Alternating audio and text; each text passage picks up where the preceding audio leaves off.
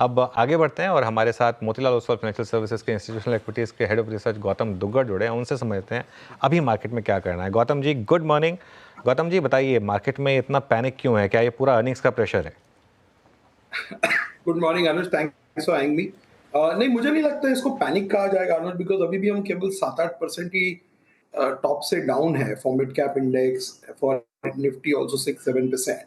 Yes, there has been some accelerated fall in some of the overbought and overhyped sectors, which have done exceedingly well in the last 2 years. तो वहां पे थोड़ा correction जरूरी था होना। अब उसका कोई टाइमिंग प्रेडिक्ट नहीं कर सकता था। बस हमने देखा है कई बार, हमारे पिछले कन्वर्सेशंस में भी आपको बोला था कि मिड कैप स्मॉल कैप के जो वैल्यूएशंस है बहुत प्रीमियम पे है। मतलब मिड कैप इंडेक्स भी ही 35 हो गया था, which was at a 60% premium to Nifty. Within that कुछ कुछ सेक्टर्स के पी 70-80 हो चुके थे, और उतना अर्निंग्स में पेस दिख नहीं रहा है।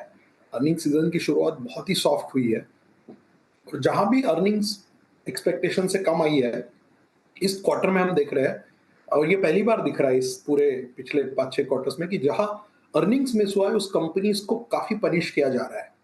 टिल अबाउट लास्ट क्वार्टर अगर आप देखें अनुज, तो अर्निंग्स मिस पे इतना ज्यादा पनिशमेंट नहीं मिल रहा था। अभी पिछले 8 दिन में आप देखिए, जहां जहां अर्निंग्स आई है और अर्निंग्स मिस हुई है, how the market has reacted on दो स्टॉक्स। तो थोड़ा बहुत ये करेक्शन जरूरी भी था। वैल्यूएशंस को थोड़ा सा सैनिटी पे ले आएगा ये। और ऑफ कोर्स ये बात तो है कि FY25 के अर्निंग्स बहुत सॉफ्ट है। हमारा ये साल का अनुमान केवल 7% अर्निंग्स ग्रोथ का है। पहली बार हमने 4% अर्निंग्स कट भी देखा है इस बार। हालांकि वो 4% अर्निंग्स कट 80% उसमें से केवल 4 कंपनीज के वजह से आया है, बट फिर भी 7% earnings growth on a full year FY25 basis will be the first single digit earnings growth in 5 years। तो काफी अच्छा है, थोड़ा बहुत ये मार्केट को लाइट करेगा। जो एकदम रिलेंटलेस नॉन एकदम लीनियर तरीके से मार्केट बढ़ रहा था, करेक्ट होना बहुत जरूरी था, और ये काफी अच्छी बात है कि थोड़ा मार्केट में करेक्शन आ रहा है। नहीं, लेकिन थोड़ा करेक्शन नहीं आ रहा है गौतम जी, अब लोगों की चीखें निकल रही हैं। आज मिड कैप मार्केट देखिए, अब 2% इंडेक्स नीचे आ गया, और गौतम जी स्टॉक्स तो 40-40, 50-50% गिर गए हैं। ऑब्वियसली अच्छे स्टॉक कम गिरे हैं, लेकिन कई लोगों के पोर्टफोलियो स्टॉक्स 40-50% गिरे हैं। ये कोविड के बाद से जो मार्केट गिरी, कभी इतनी बड़ी करेक्शन हमने देखी नहीं है। तो बड़ा सवाल ये उठता है कि जो रिटेल पूरा इस मार्केट को संभाल के रखे हुए था, क्या अब वो थोड़ा पैनिक करना शुरू करेगा यहाँ पर? नहीं, मुझे लगता नहीं है अनुज, बिकॉज जो स्टॉक्स 40% गिरे हैं वही स्टॉक पिछले 2 साल में 10 गुना बढ़े भी है। तो तब लोगों ने सेलिब्रेशंस की चीखें निकाली थी।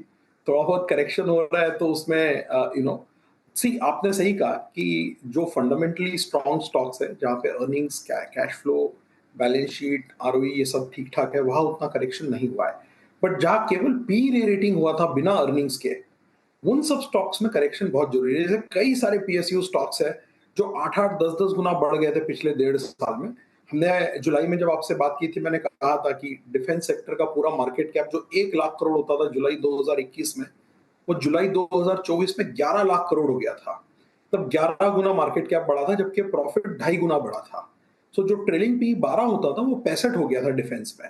वो जुलाई से अभी तक 11 लाख का ऑलरेडी 8 लाख हो चुका है, बट फिर भी अभी भी पी 46-47 है, right? So it is still very expensive. Same thing applies to railway stocks, where market cap 1 lakh crore से जुलाई 21 में, जुलाई 24 में 7 लाख करोड़ हो गया था। वो 7 लाख करोड़ का जुलाई से लेके अभी तक लगभग 3 महीने में 5 लाख करोड़ हुआ है, बट पी अभी भी लगभग 40-45 के बीच वहां पे भी चल रहा है। तो हो सकता है थोड़ा और करेक्शन है, या अर्निंग्स को आगे आना होगा। जहां तक ब्रॉडर मार्केट का सवाल है, वैल्यूएशंस अभी भी महंगे हैं, और अर्निंग्स यहाँ से मॉडरेट हुई है FY25 के लिए। हाँ, FY26 के एक्सपेक्टेशंस अच्छे हैं, बट जब तक earnings versus valuations, specially in broader market, Nifty में मुझे कोई प्रॉब्लम नहीं दिखता है। टॉप 100 लार्ज कैप्स के वैल्यूएशंस में मुझे कोई बहुत ज्यादा प्रॉब्लम नहीं दिखती है। बट ब्रॉडर मार्केट, जहां पे पिछले 3-4 साल से भयंकर री रेटिंग हुई है, और जब पहला साल हम अब देख रहे हैं अर्निंग्स मॉडरेट हो रही है, तो बहुत लाजमी बात है कि वैल्यूएशंस भी थोड़े करेक्ट हो गए।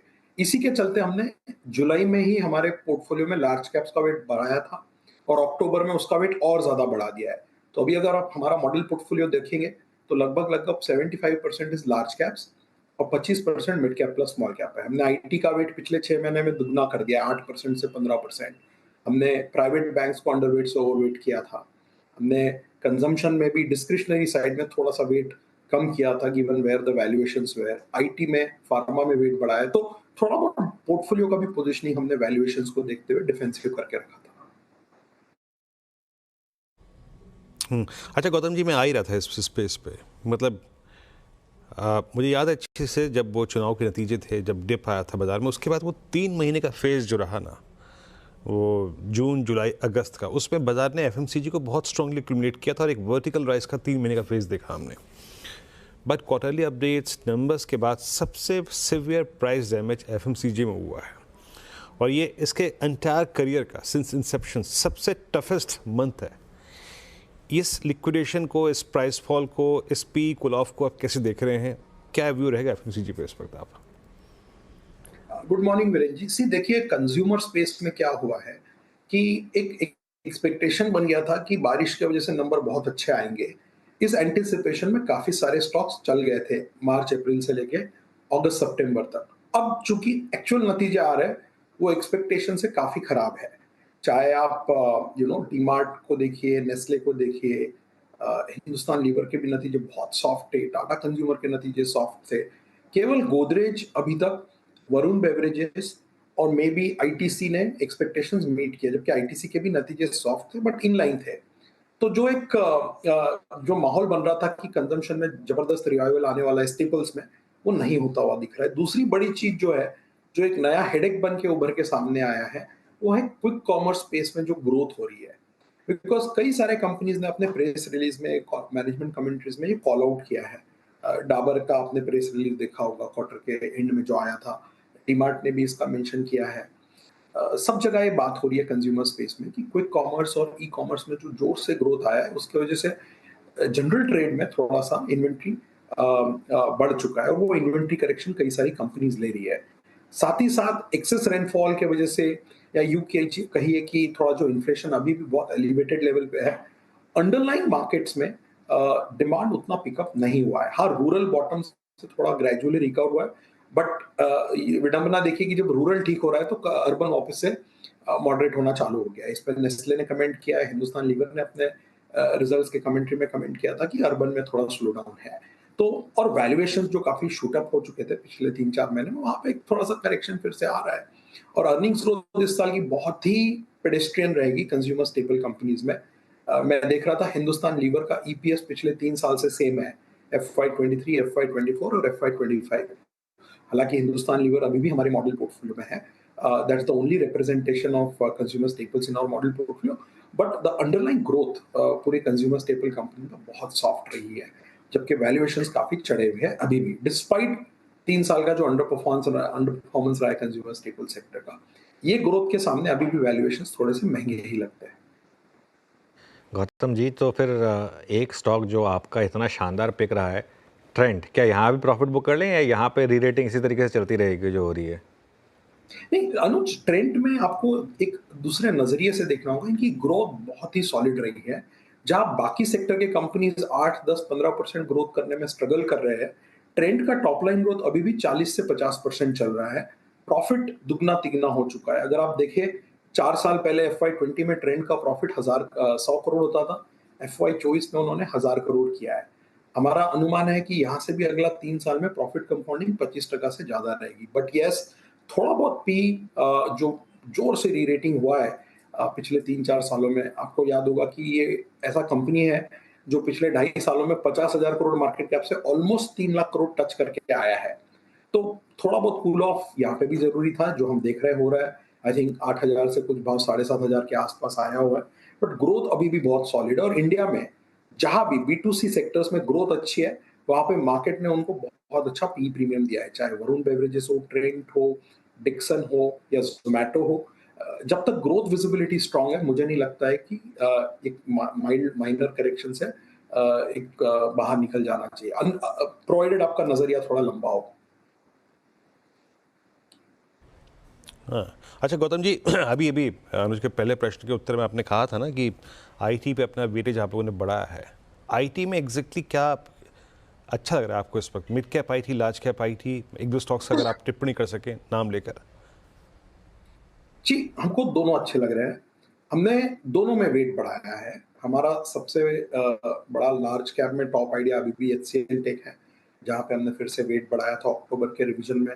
इन्फोसिस में हमने वेट बढ़ाया है, परसिस्टेंट में हमने वेट बढ़ाया था, और हमने नया एक स्टॉक ऐड किया था मॉडल पोर्टफोलियो में आईटी में, जिसका नाम है कोफोर्ज। उनके नतीजे भी काफ़ी अच्छे आए थे कुछ दिनों पहले।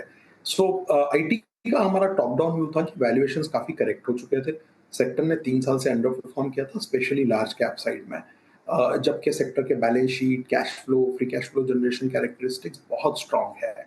ग्रोथ में थोड़ा सा स्लो डाउन था। हमें ये लग रहा था जुलाई में कि ग्रोथ यहाँ से थोड़ा थोड़ा पिकअप होगा, और आपने देखा होगा 2-3 कंपनीज ने अपने गाइडेंस भी मार्जिनली अपवर्ड रिवाइज किया है।